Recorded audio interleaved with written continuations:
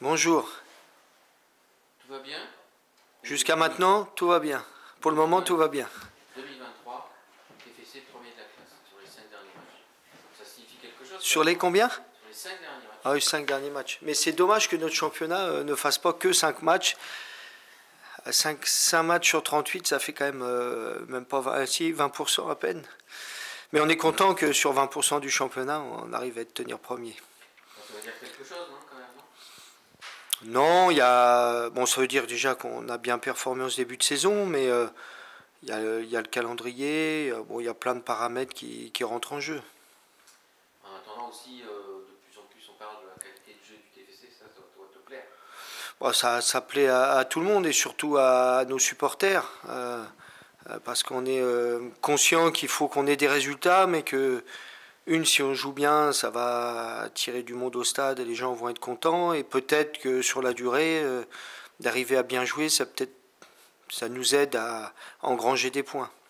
Je pense que l'équipe a aussi franchi un cap, peut-être mentalement. On voit les 2 derniers matchs, vous êtes menés, vous inquiétez pas trop, vous renversez la vapeur. Alors ça, c'est vraiment un point positif qu'on avait l'année dernière, mais de l'avoir en Ligue 2 et en Ligue 1, c'est quand même différent. La marche est plus haute, mais c'est appréciable pour la confiance de savoir que lorsqu'on est mené, on sait aussi qu'on est capable de marquer à n'importe quel moment, contre n'importe quelle équipe.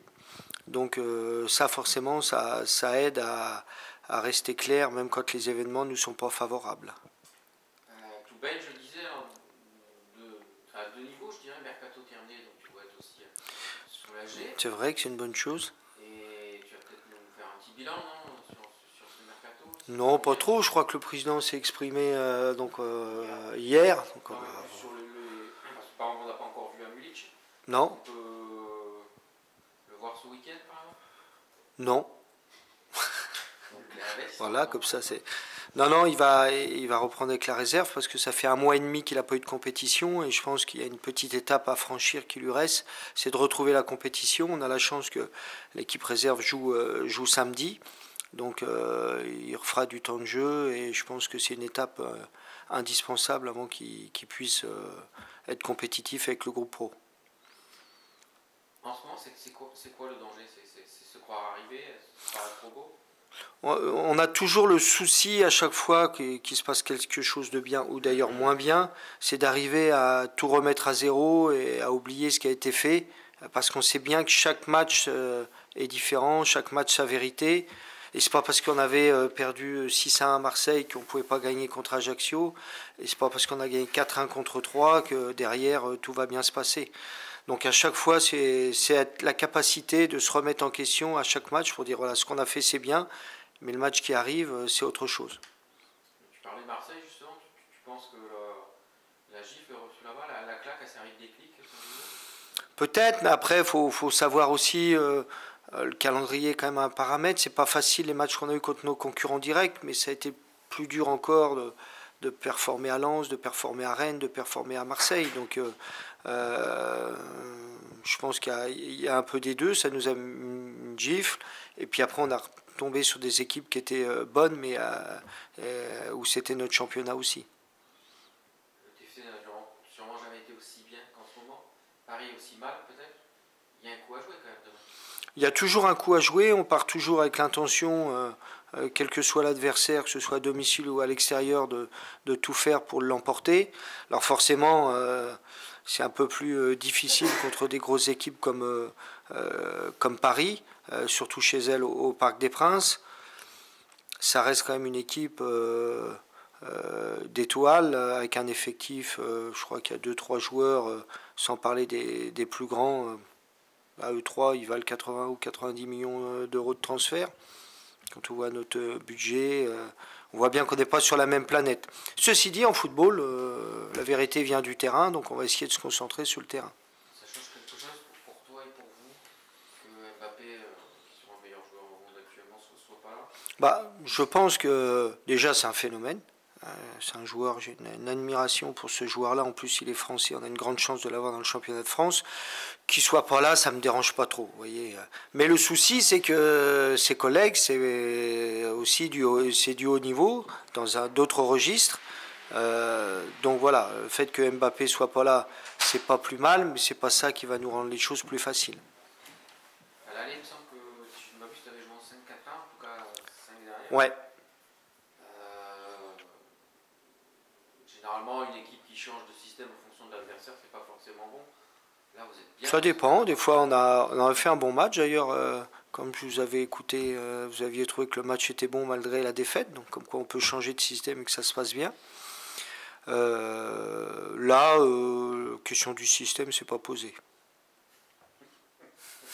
Oui, j'imagine. Bon, il y a une clé à ce match. Toujours pareil, on sait que si tu es mené au parc, c'est compliqué.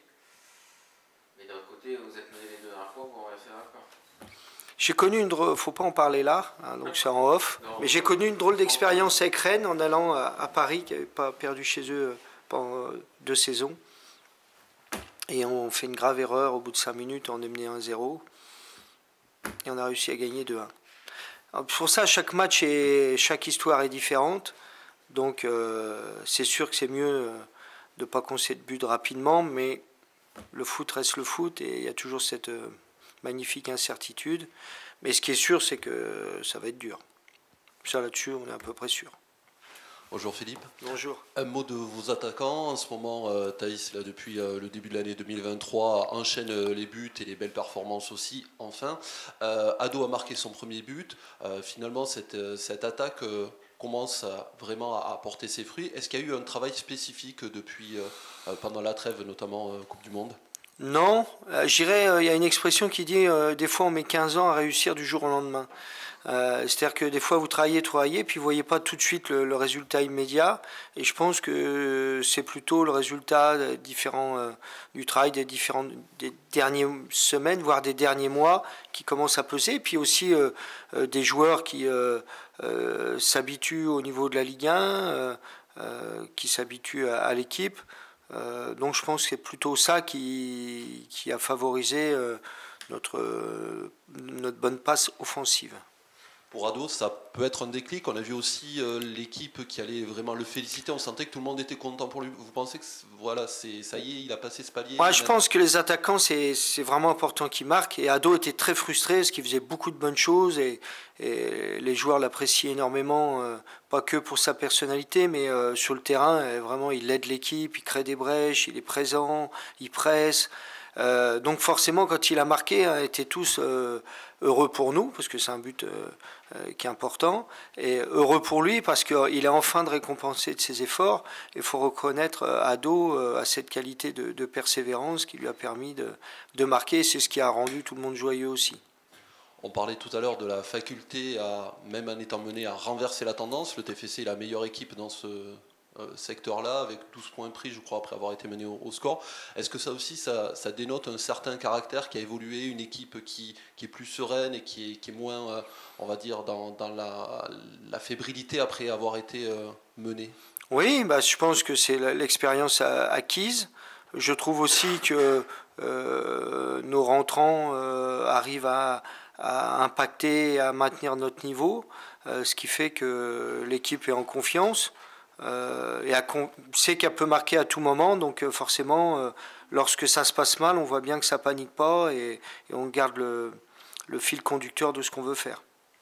Les supporters toulousains montent en nombre à Paris demain. Il y aura plus de 1000 dans le parcage. Ça aussi, ça va être quelque chose d'important, comme tous les déplacements d'ailleurs. Oui, ils sont présents dans tous les déplacements. Alors, à Paris, bien sûr, et je crois que si on avait pu avoir 2-3 000 passes à vendre, ça aurait été la même chose. Mais c'est vrai que cette ferveur qui est grandement présente à domicile, on la sent aussi à l'extérieur, parce qu'à chaque fois, on n'est jamais seul. Philippe, il y a un match de coupe derrière mercredi. Comment vous allez gérer ces 2 rendez-vous? Paris donc demain, je crois que c'est contre Reims, si je ne dis pas de bêtises, mercredi, avec un quart de finale quand même à la clé. Comment vous préparez du coup ces 2 matchs avec les l'un après l'autre? C'est très banal. Mais c'est très vrai. Ouais, on fait l'équipe qui me paraît la meilleure pour Paris. Et puis on fera les comptes après Paris. Et puis on mettra l'équipe la plus compétitive pour Reims. Alors c'est vrai qu'on a 5 matchs en 10-12 jours. Donc il y aura quelques rotations et on a déjà commencé contre 3.